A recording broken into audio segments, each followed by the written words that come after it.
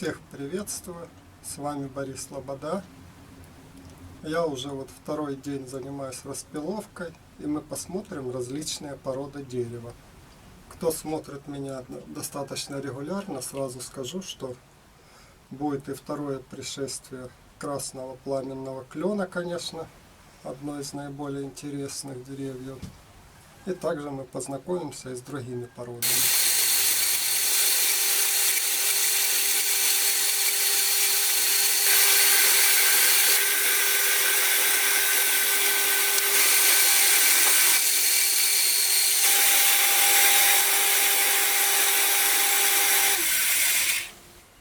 Это старая ветка яблони, например.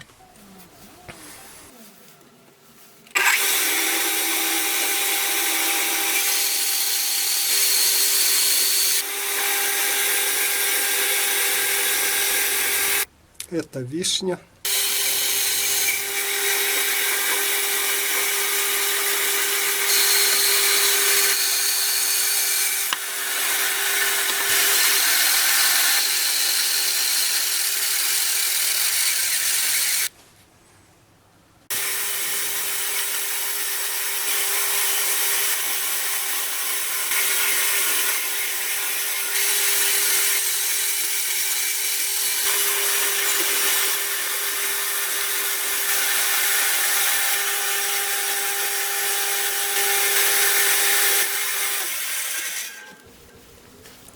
Сейчас я фрагментами показываю просто сам процесс распила, а потом мы рассмотрим подробно все, что получилось. Это например, такой узел груши, где несколько веток расходятся. Древесина у нее светлая, похожа на яблоню.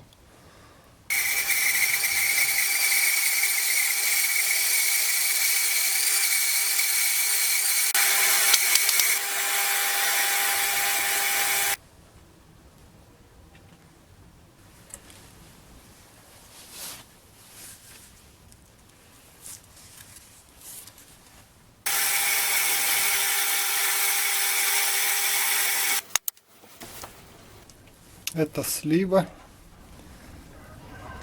яблоня.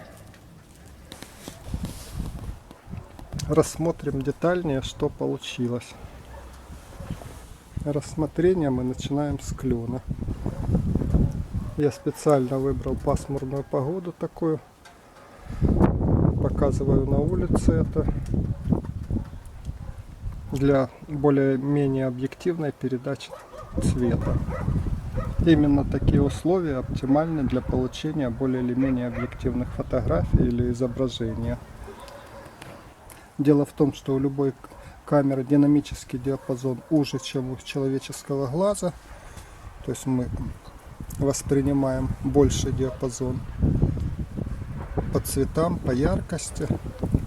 В пасмурную погоду динамический диапазон сужается, и камера может более или менее объективно это передавать. Ну и также отмечу, что у зеркальных камер за применение другого типа матриц динамический диапазон несколько больше.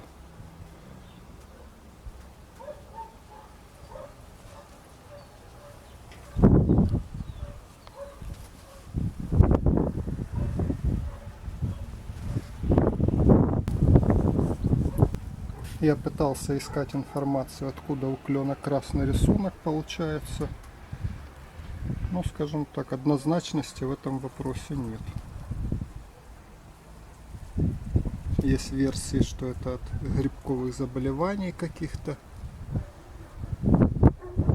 Есть версия насчет стрессовых условий каких-то. То есть, когда, допустим, дерево растет прижато, или ему что-то мешает, или изгибает что-то, или там проволокой обвязано и тому подобное.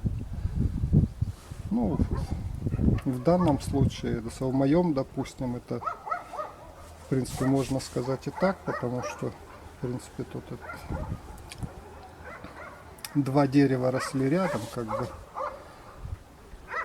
вплотную с стволами. Может быть, это и стресс. Ну, я могу и от себя версию одну добавить. То есть у нас тут, допустим, в воде большое количество железа. То есть может подкраска от каких-то солей или каких-то соединения какие-то образуются, которые дают вот такой цвет.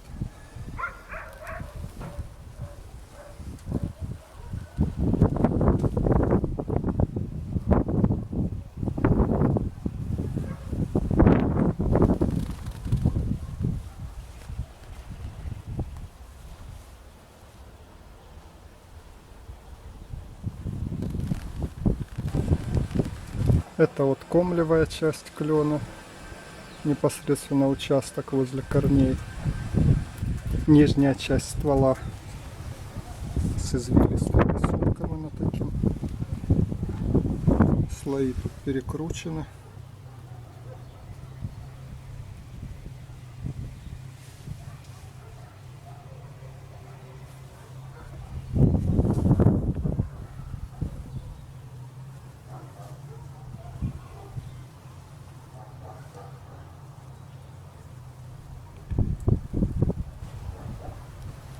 И я сделал для разнообразия еще несколько косых спилов.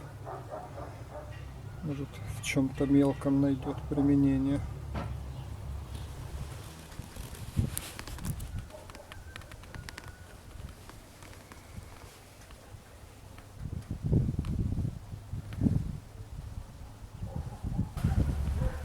Далее рассмотрим фруктовые деревья. Это у нас яблоня. Старая ветка, засохшая на дереве, такая темная.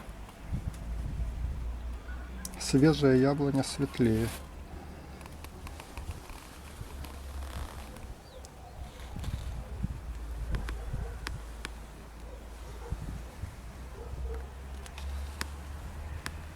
Это тоже яблоня, чуть посвежее, но уже пропадающая ветка с дерева,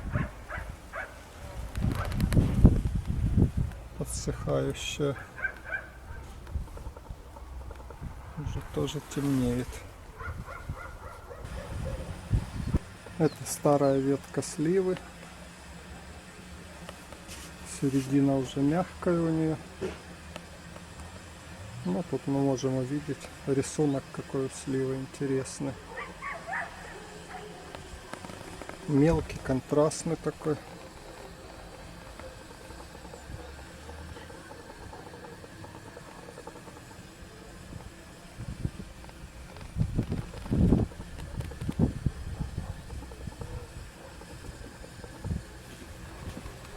Это груша.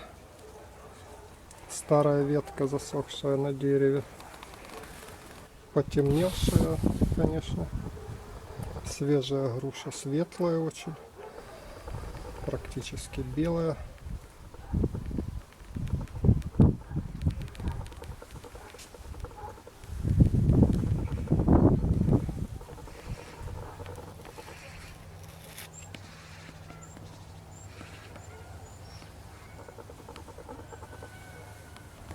Это такой покрученный узел груши.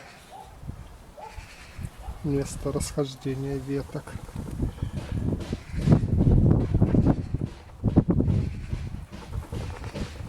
Это вишня.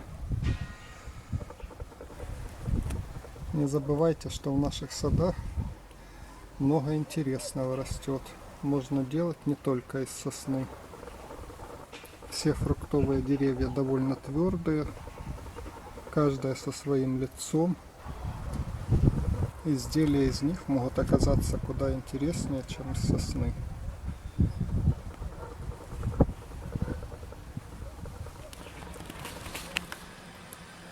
Это абрикос.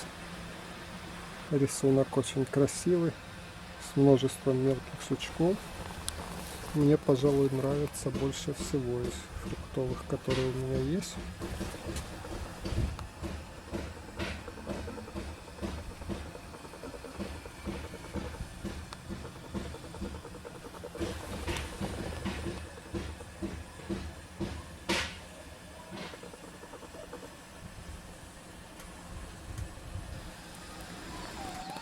Это грецкий орех.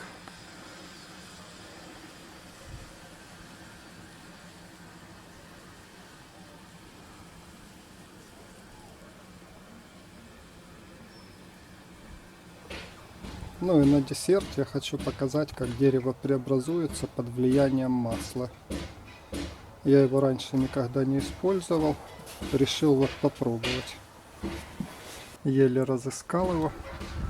Харьков город большой, и я был в принципе и почти уверен, что найти его получится. И вот сначала так, потом по интернету все-таки вычислил, где оно есть.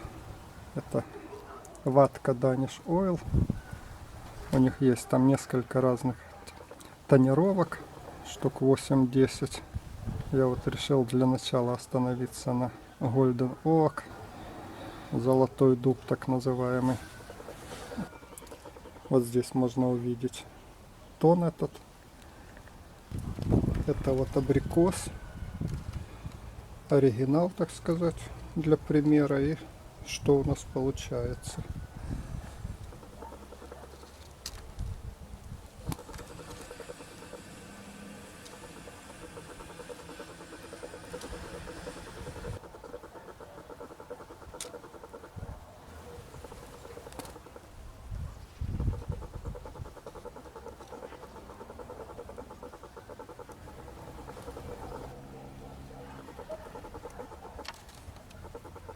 Это яблоня.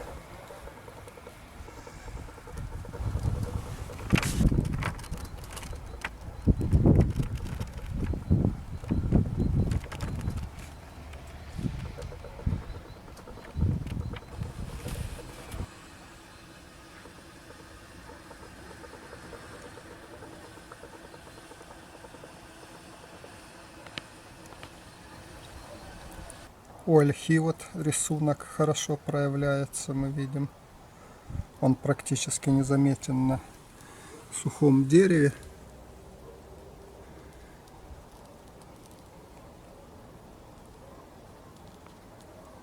От масла мы видим, уже тут идет слоистость какая-то. Проверка на красном клене. Мы видим, что яркость значительно возрастает по сравнению с сухим деревом.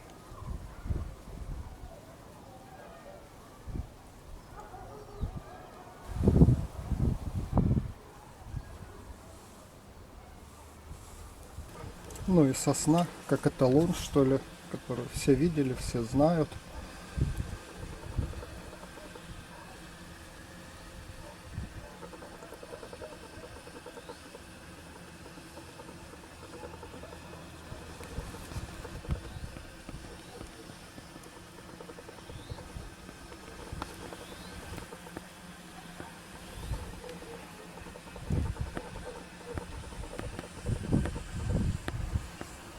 На этом пока все. Благодарю за внимание. Здоровья, удачи и творческих успехов всем.